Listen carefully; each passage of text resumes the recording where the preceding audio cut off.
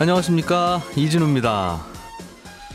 부동산 중개 수수료율이 현실과 맞지 않는다, 앞뒤가 안 맞는다, 너무 비싸다, 이런 지적들이 그동안 꽤 자주 나왔었죠. 그래서 정부가 2월부터 중개 수수료 개편 작업을 하고 있는데 그 윤곽이 어제 나온 모양입니다. 이 중개 수수료는 중개 보수라고 하죠. 전 국민이 관심을 가질 수밖에 없는 주제라서 어떤 구간에서 어떻게 달라지는지 조금 더 구체적으로 잠시 후에 자세하게 전해드리겠습니다. 앞으로 은행에서 신용대출을 받으러 가면 지금보다 대출 한도가 크게 줄어듭니다. 가계부채 증가세를 잡기 위해서 정부가 은행권에게 대출 한도를 낮추라고 했기 때문인데 대출 한도는 또 얼마나 줄어드는지 이 부분도 살펴드리겠고요. 소상공인들에게 최대 2천만 원까지 지급되는 희망회복자금 신청이 오늘부터 시작됩니다. 누가 어떻게 얼마나 받을 수 있는지 이 내용도 자세하게 알려드리겠습니다. 8월 17일 화요일 손에 잡히는 경제 광고 듣고 시작하겠습니다. 네, 경제 뉴스 정리해드리는 시간, 고란경제 전문 기자 김현우 행복자산관리연구소장, 그리고 손에 잡히는 경제 박세훈 작가 세 분과 함께합니다. 세 분 어서 오십시오. 안녕하세요. 고맙습니다. 오늘도 네, 나와주셔서 열심히 하겠습니다. 박세훈 작가가 준비해 오신 소식부터 듣겠습니다. 네, 부동산 중개 보수 개편안이 나왔어요. 네, 윤곽 나왔습니다. 이거는 뭐 전 국민이 누구나 한 번이 뭡니까? 평생 살면서 여러 번 낼 수밖에 없는 돈이라 그렇습니다. 어떻게 바뀌는지가 굉장히 궁금할 텐데 그렇죠. 어떻게 됐어요?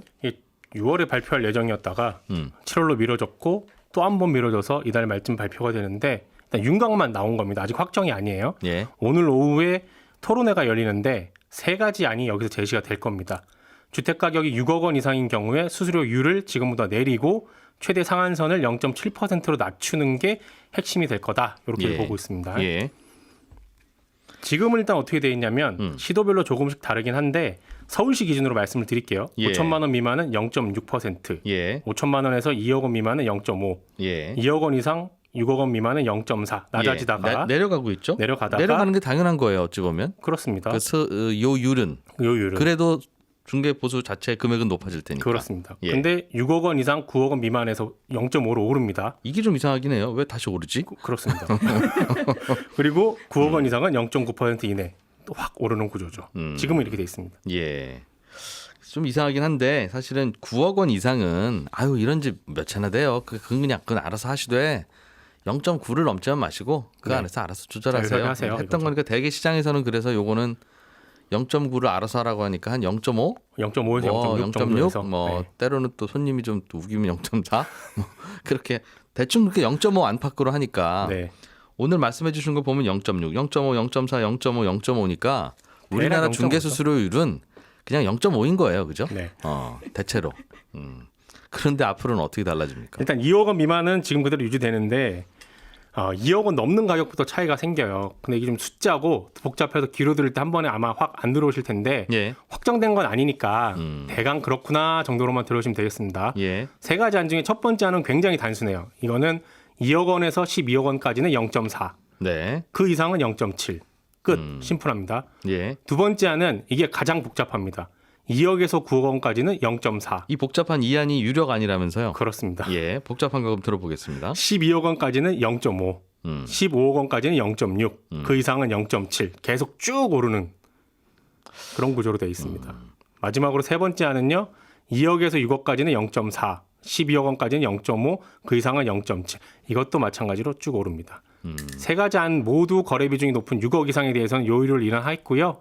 최대 상한 요율을 지금 0.9에서 0.7로 낮췄다는 특징이 있는데 예를 들어 12억짜리 주택 거래한다. 지금은 중개수수료 상한이 1,080만 원이지만 예. 조금 전에 말씀드린 1안하고 3안 적용하면 840만 원 되고요. 2안은 720만 원 됩니다.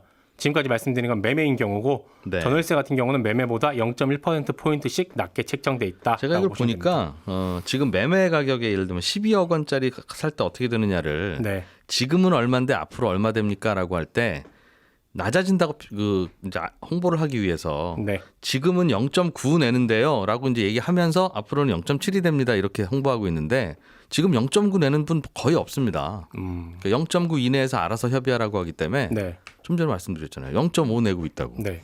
근데 앞으로 0.7이 되면 네. 이게 0.7을 내라는 뜻인지 0.7 안에서 알아서 협의하세요라는 뜻이라서 시장에서는 0.34에서 거래되는 것을 생각하는지에 대해서 이게 얼마나 중요한 거예요, 그게. 그럼요. 근데 그건 정해지지 않았습니다. 다만 이제 비교를 하려면 일단은 상한으로 비교를 해야 되니까 예. 금액은 이렇게 차이 난다라는 거 말씀드린 겁니다. 네. 그래서 좀 궁금한 건 요율이라고 하는 건 어떻게 정하느냐에 따라서 각자 이해관계가 있으니까 다 다를 수 있어서 네. 소비자들이야 0.0001 하면 좋겠고 중개하시는 분들은 한 10% 내면 좋으시죠. 네. 그러나 어느 중간선에서 그동안의 관행상 받았던 금액에서 크게 벗어나지 않는 건 이해가 되는데 네. 왜 점점 주택 가격이 비싸질수록 요율도 올라가느냐라는 거예요. 그렇습니다.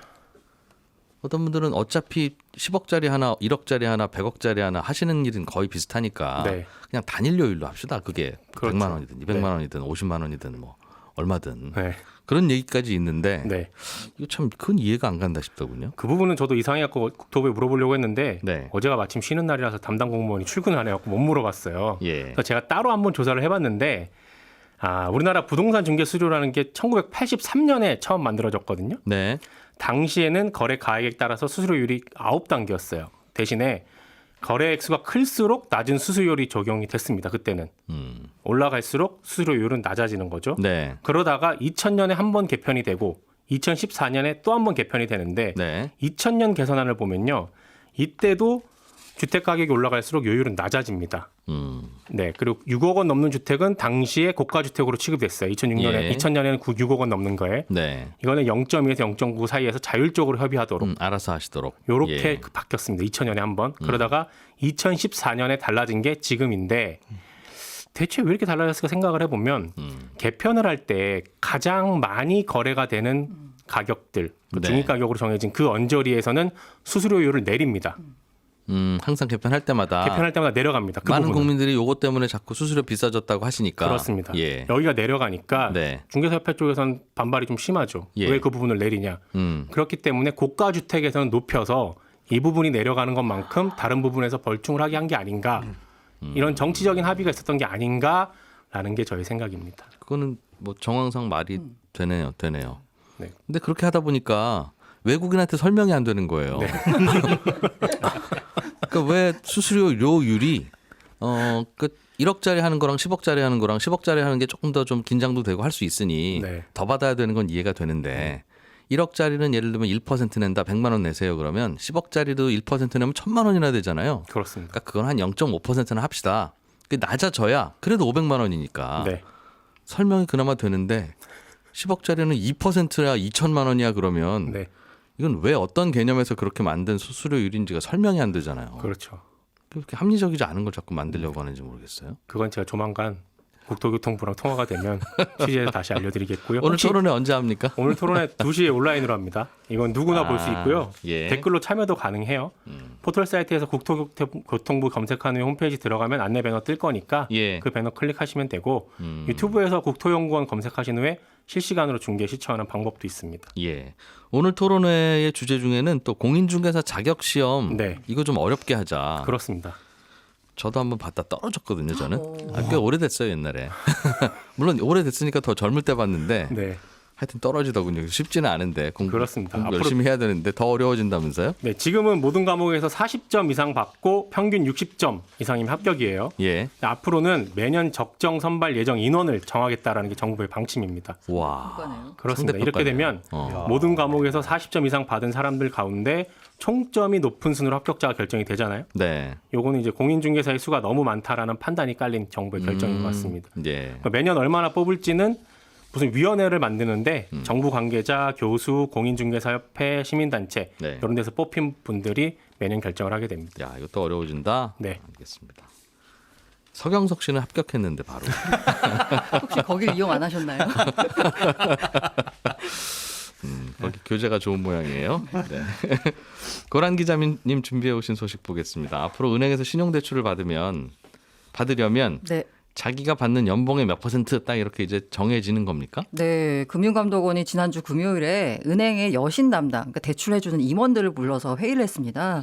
지금까지는 연봉의 한 2배 수준까지 은행의 신용대출 한도가 나오거든요. 예. 그걸 1배, 그러니까 자기 연봉하고 똑같은 수준으로 맞추라라고 주문을 했습니다. 사실 지난달부터 그 개인별 DSR 규제가 단계적으로 들어갔거든요. 여기 적용되지 않은 차주들이 예. 차주를 상대로 은행이 과도한 신용대출 취급하고 있다라고 금감원이 판단했습니다. 그 일부 은행 같은 경우에는요, 이 당국이 권고한 게 연봉 2배거든요. 예. 근데 그걸 훌쩍 뛰어넘어서 2.7배까지 신용대출 해준 사례가 적발이 됐다라고 합니다. 최근에? 네네. 그래서 그게 결정적 계기가 됐고요. 다만 그래서 나 너 넘게 받았는데 어떡하지? 라고 혹시 걱정하실까봐 예, 신규 대출 희망자에 한해서 적용이 됩니다. 되게 근데 이게 만기가 길어야 뭐 1년 네네. 이런 것 같더군요. 네. 그러니까 지금 이미 쓰고 계신 분은 몇 개월 후, 길어야 1년 후에는 상당 부분을 갚아야 되는 거예요. 그에 대해서 이제 금감원의 예. 얘기가 뭐냐면 그 연봉 이상 대출을 받은 차주가 대출 만기 연장을 할 때 한도를 깎을 것인지 아니면 기존 조건을 그대로 유지할 것인지는 개별 은행이 판단할 몫이다라고 했습니다. 네. 이에 대해서 이제 은행권에서는요, 이게 소급 적용은 어렵고 앞으로 해서 점진적으로 줄어나는 방식으로 하지 갑자기 확 감축하진 않을 거다라는 입장입니다. 이거는 개별 은행이 알아서 해라. 네네. 그동안 개별 은행이 다 알아서 했는데 이제 뒤늦게 혼나잖아요. 이렇게 이제 2.7배씩 빌려주시면 어떡합니까? 네, 지금 이제 또 갑자기 이렇게 또 신용대출 한도 얘기가 나오는 거냐라고 보면요. 그게 세 가지 이유가 정도 있을 텐데 예. 그 DSR 규제, 총부채 원리금 상환 비율 규제가 적용이 된다라고 했잖아요. 네. 근데 안 되는 분들이 계세요. 어떤 분들이 이 규제를 피해가고 계십니까? 지금 현재로서는 아직 많은 분들이 아니고 이제 약간 소수 분들인데 네. 규제 지역에 6억 원 초과 집을 살 때 주택담보대출을 받거나 네. 1억 원 초과 신용대출을 받을 때만 DSR 규제가 적용이 됩니다. 적용되고 있다. 네네. 예. 그러니까 1억 원 미만으로 신용대출 받잖아요. 9천만 원 이렇게 받으면 예. DSR 규제를 적용받지 않습니다. 아하. 예. 이러니까 그 저소득자들이 오히려 더 많이 대출을 받는다는 거예요. 최근 들어서 상대적으로 예, 고연봉자보다들보다. 예. 근데 이렇게 되니까 이게 그럼 DSR 규제를 왜 이렇게 그러면 1억 원 미만으로 신용대출 받을 때는 규제를 왜 안 하냐라고 했더니 금감원의 입장은 뭐였냐면 이게 만약에 일률적으로 다 해버리면 이게 저소득자들은 대출 아예 받을 수가 없잖아요. 네. 그러니까 소득이 적은 만큼 대출 한도가 쪼그라드니까 이분들한테 그냥 조금 약간 여유를 뒀다라는 거였는데 이런 또 약간 문제점이 나타나고 있는 거죠. 네. 이분들 중심으로 늘어나는. 게다가 이렇게 DSR 규제를 적용받지 않는 분들이 주로 2030 세대 분들이거든요. 이분들이 돈 빌려서 뭐 하나 봤더니 비투하고 영끌한다라는 겁니다. 예. 최근 들어서 주식이나 암호화폐 부동산에 투자하는 경우가 증가한다라고 합니다. 그래서 조금 있으면 이제 금리가 오를 텐데 네. 이렇게 되면 연체득 위험성이 커질 수 있지 않겠냐라는 게 정부 금감원 걱정인 거고요. 조절을 한다는 거죠. 네, 실제로 예. 봤더니 그 카카오뱅크 공모주 청약에 58조 원 넘게 올렸잖아요. 이것 때문에 지난달 말에 금융권의 신용대출 포함한 기타 대출이 7조 2천억 원 폭증했습니다. 주로 이제 공모주 청약 때문에 많이 몰리는 네. 건데 그래서 공모주 이렇게 청약은 네. 금방 돌려받고 끝내잖아요. 근데 안 돌아온 분들이 있어요. 그렇게 대출 네, 받아서 대출 받아가지고 이제 나오면 환불 나오면 알겠어요. 그걸 다시 예. 갚아야 되잖아요. 근데 안 갚고 그걸 다시 어딘가로 가는 거예요. 주식시장에 아마 암호화폐 시장으로 갔을 거다라고 이제 추정하고 있는데 정부는 이게 걱정인 겁니다. 게다가 그 은행들이 11월부터 창구를 지도를 해왔어요. 연봉 예. 대비 신용대출 한도를 넘기지 마라라고 했는데 일부 은행들 사이에 아까 말씀드린 대로 2.7배까지 신용대출 해준다라고 했잖아요. 네. 이게 어떤 경우에 하냐면 그 협약 대출이라고 해서 은행이 특정 기업과 계약을 맺고 직원들한테 대출해 주는 경우가 있습니다. 예. 이 경우에는 그 기업과 협약을 맺었기 때문에 마음대로 낮추지 못하잖아요.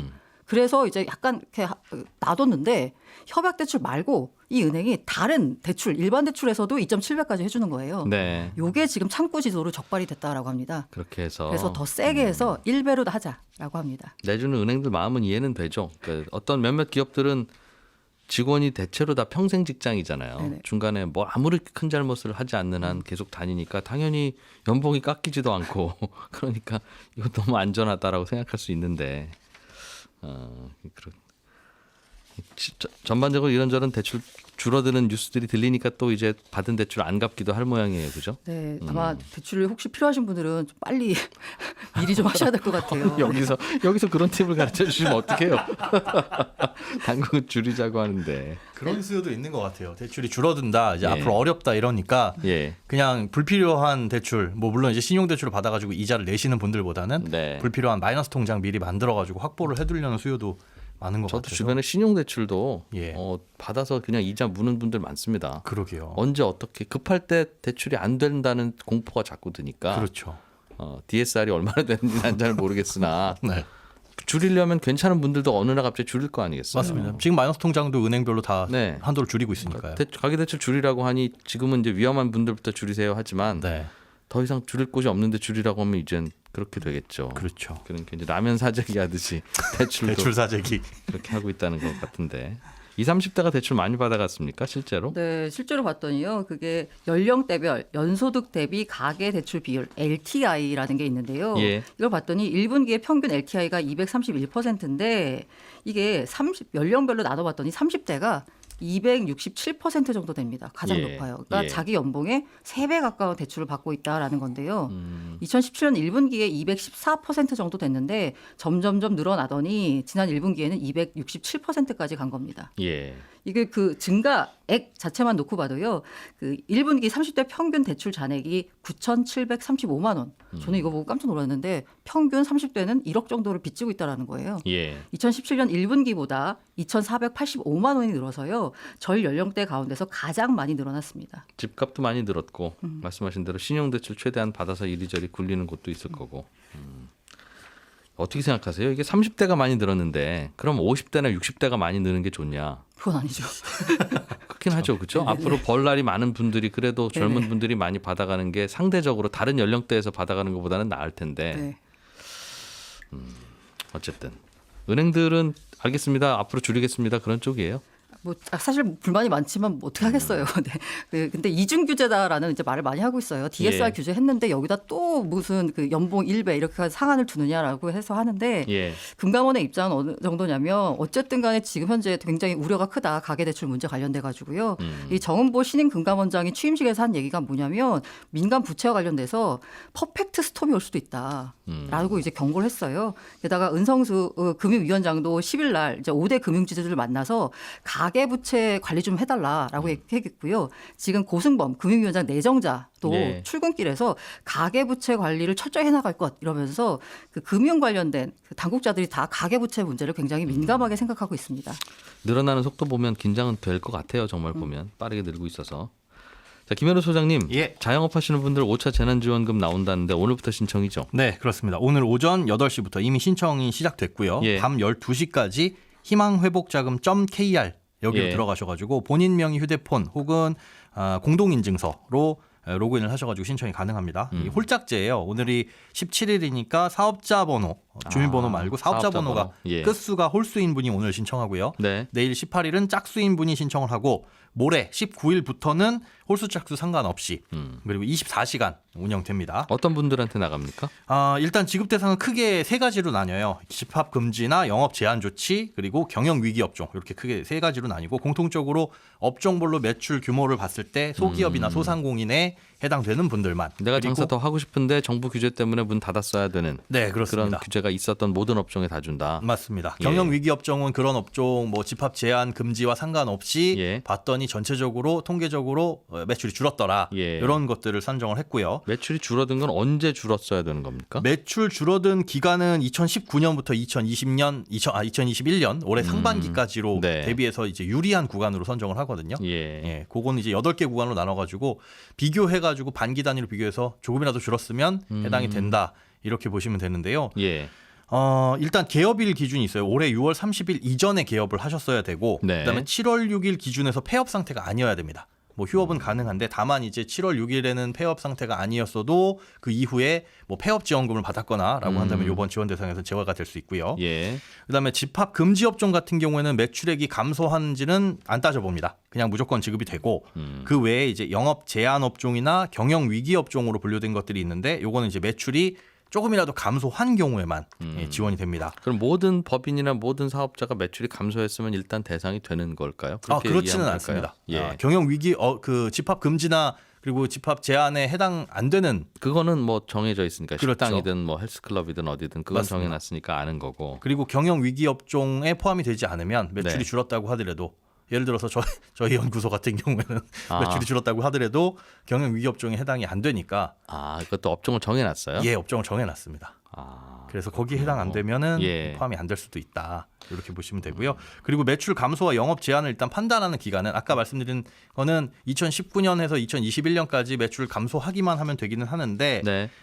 이 영업 제한 판단하는 기준 같은 경우에는 딱 1년 전 8월 16일부터 올해 7월 6일까지 네. 금지가 됐냐 제한이 됐냐 이건 요 기간 동안 내에 그 기간 동안만 억지로 문 닫은 기록이 있는지. 네, 그렇습니다. 그 전에는 이제 다른 뭐 1, 2, 3, 4차까지 지원이 됐었으니까요. 예.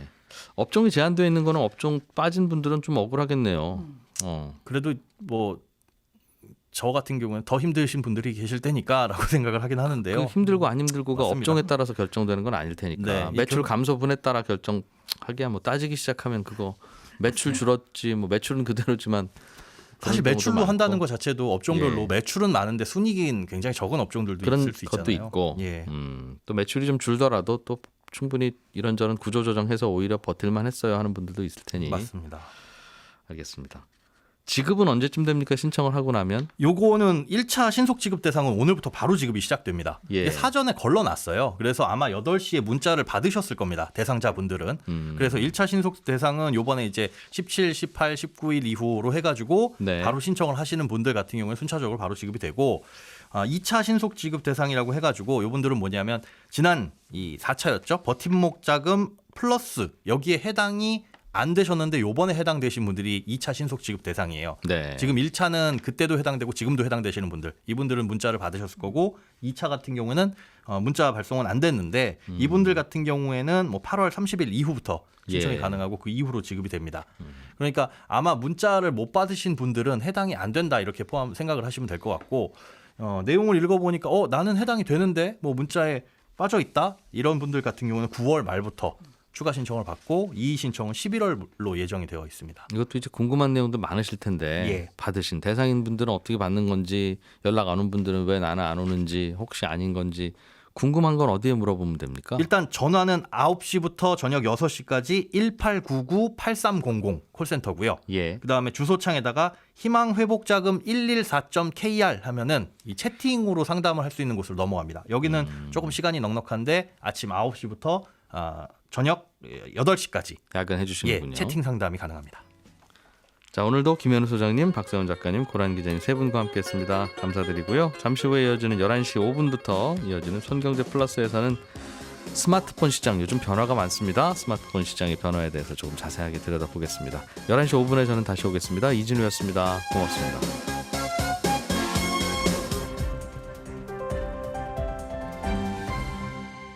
경제를 생각하는 사람들의 즐거운 습관.